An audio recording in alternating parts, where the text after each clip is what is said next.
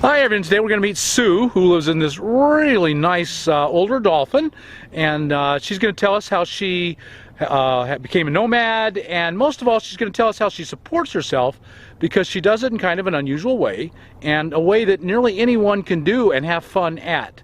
So Sue, say hi. Hi. Sue, tell us, how did you become a nomad? Well, I was at a transitional point in my life. I was really ready to get divorced, and I didn't know what was going to be next. So I tried living in a little house, a rental house in Oregon for a while where I thought I'd be happy, and it was too wet and I needed to get the heck out of there. My body was hurting from arthritis, and so I had heard about small motorhomes, and I didn't really do a lot of research. I just kind of jumped into it. I found this dolphin on Craigslist, and not this one, it was a previous one, and it was $2,200 and I could afford that, and so I bought it and had some things done to it. I needed to have it basically gutted and made into an eBay RV so I could work on the road.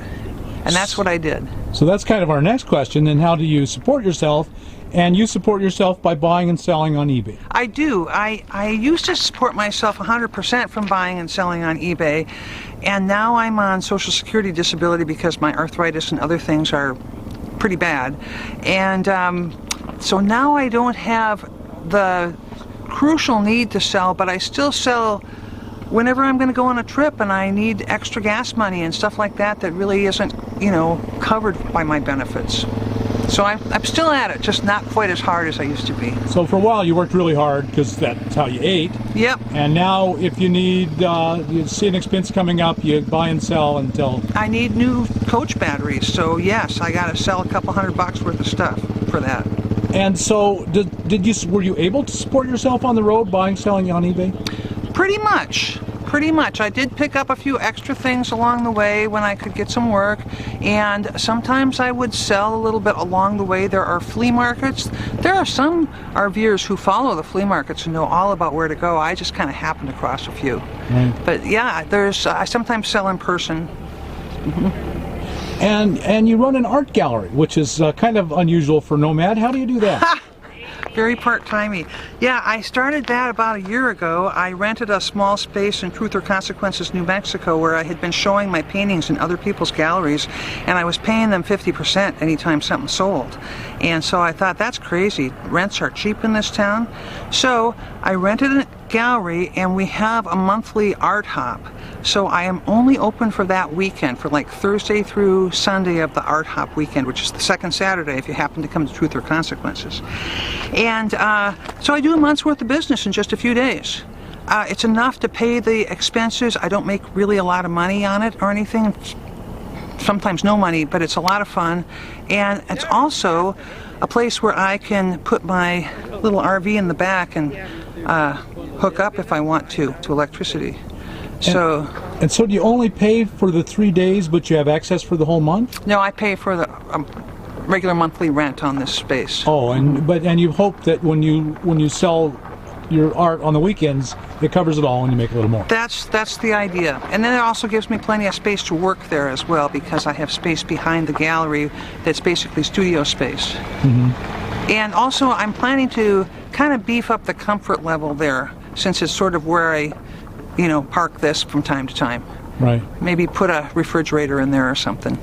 Yeah. Oh yeah, so you can have more inside. Yeah. Right. Yeah, and I'm just kind of moving into this arrangement. So I'll be keeping like extra clothing, like off-season clothing there, that kind of thing. Almost become your storage shed. Yeah, exactly. It would be my storage shed, right. But prettier. Yes. And more fun. Yeah, and yours, you can sleep behind it. Yeah, yeah. That's an unusual arrangement, but it sounds like it's a really good one. It's working so far. Good. Mm-hmm. So, but you still travel full-time? Yeah. I go mostly between Truth or Consequences, where I have the gallery, and I'm actually a resident in Arizona, and I stay in Arizona as much as I can. And do you boondock there? Yeah. So you boondock on BLM land, which there's a ton of it. Actually, there is a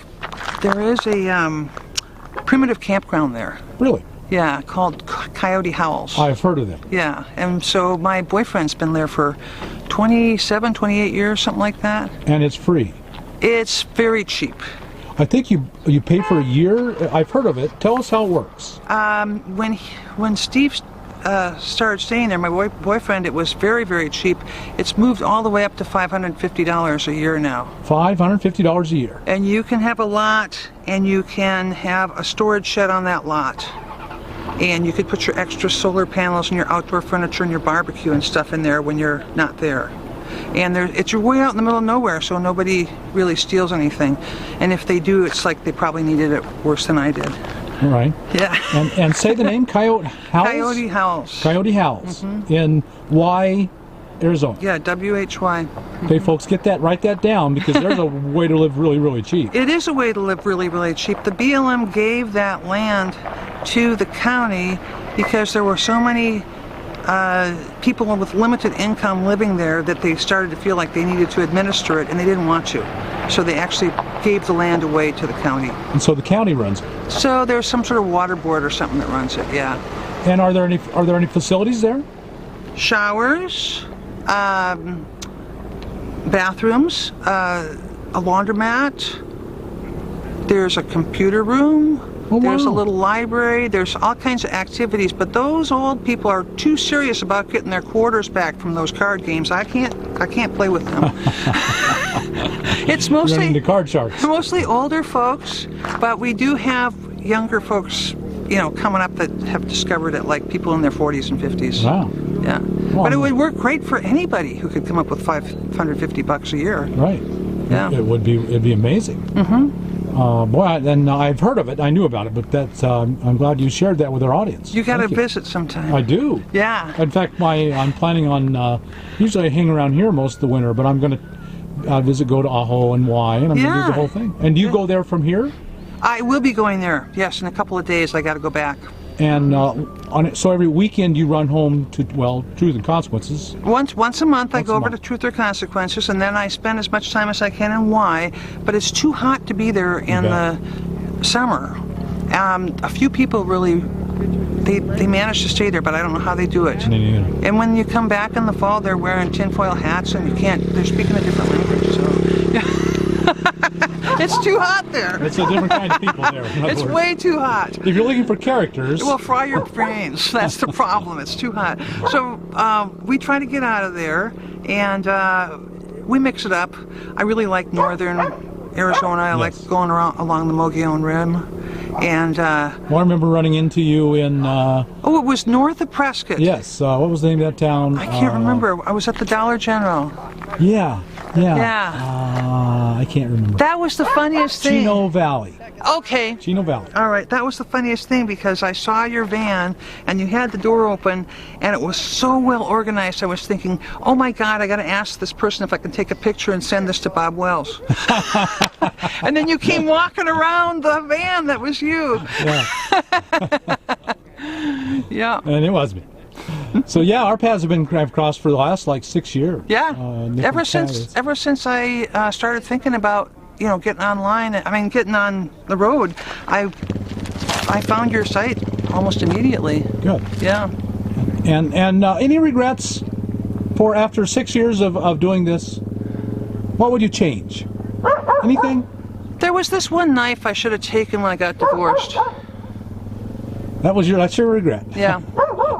That's it. Wow, that's not a bad regret for after 6 years. No, and I could probably still get it if I asked him, No.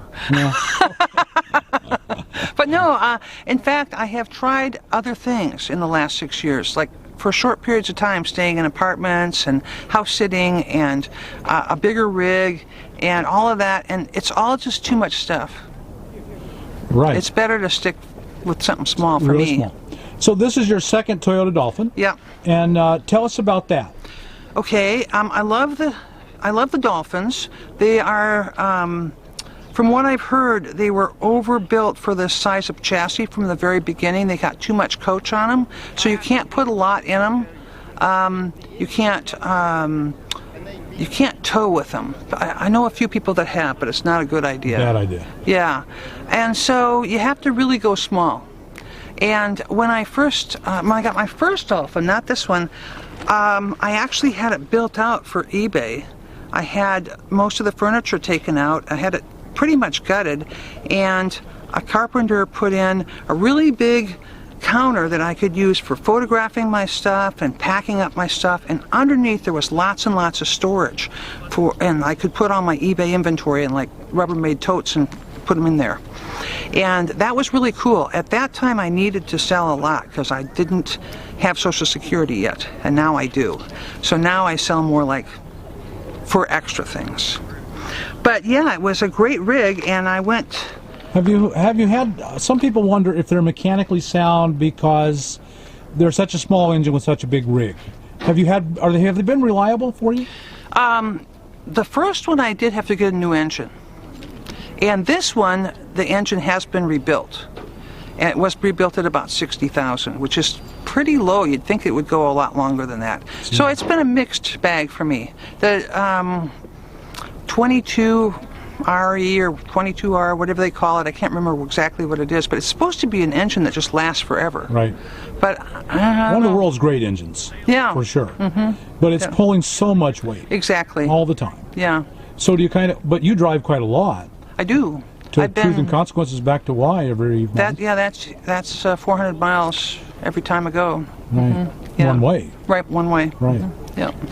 Yeah, and then I go to Seattle to see my son, and this summer I'm going up to Minneapolis to see family and stuff. So yeah, I go long distances. Yeah, but some reason you lose this one tomorrow, will you buy another Toyota Dolphin? Oh, absolutely. Absolutely. Well, something similar. 6 cylinders would be better. Yeah. A 6-cylinder. This is the 4-banger 22RE. Yeah, I belong to a group online that's called the Toyota Mini Motorhomes, and then there's another one it's called Mini Truck Campers, and those guys are great because they look at all the Craigslist ads from all over the country, and they say this one's overpriced or this one's a really good one. And so I really feel like if I lost my rig for some reason, I could probably, through those groups, I could probably find another one fairly quickly. And what should a person figure on paying for a Toyota Dolphin or any of the other Class Cs? If you want one in pretty good shape, I would say at least $5,000. $5,000. That's still pretty reasonable. Yes. This one I paid $6,000 for, and I was very fortunate. I bought it from somebody who I knew, and she was a school teacher, and she drove this thing up to Oregon every summer and followed certain groups that she was in, and so it was her baby, and I knew she took really good care of it. She blogged about it, so I knew that she, and then I got there and she had this notebook with every repair ever for 5-6 years that she That's the kind of deal you grab up. Absolutely. I didn't question it. I paid the full price that she asked. I didn't even try to bargain with her. Yeah. So when you go to sell this, you still have that book, and you know what you did, and you can sell it for if you wanted to. I put on the AC, rooftop AC, which it didn't have before. So that was like, close to $1,000 for that. So. And do you run solar? I do run solar, and I hardly ever use the AC, but it's there for when I need it. But yeah, I have solar, and normally it's enough for my needs. I don't do much of the, being online and streaming a lot of stuff that, so I'm usually, my computer use is fairly minimal. I just, charge my phone and have lights, and I don't do a lot with power. Right. Yeah. Well, the computer use is minimal too, let me mention, because it used to be you had to do all of eBay on the computer, and now you can do it all on a smartphone. Oh wow, that saves a lot. Saves a lot of time. And power. And power. Right. Yep. Does Coyote Hollows have electricity? Down at the clubhouse, but that's the one thing that's why they call it a primitive campground, but that's the only primitive thing about it is they don't have electricity. Right, so you'd have to run a generator to run your air conditioner. Yeah. Right. I'm not a generator person though, so I just leave when it gets hot. Right, that's 100% my idea too.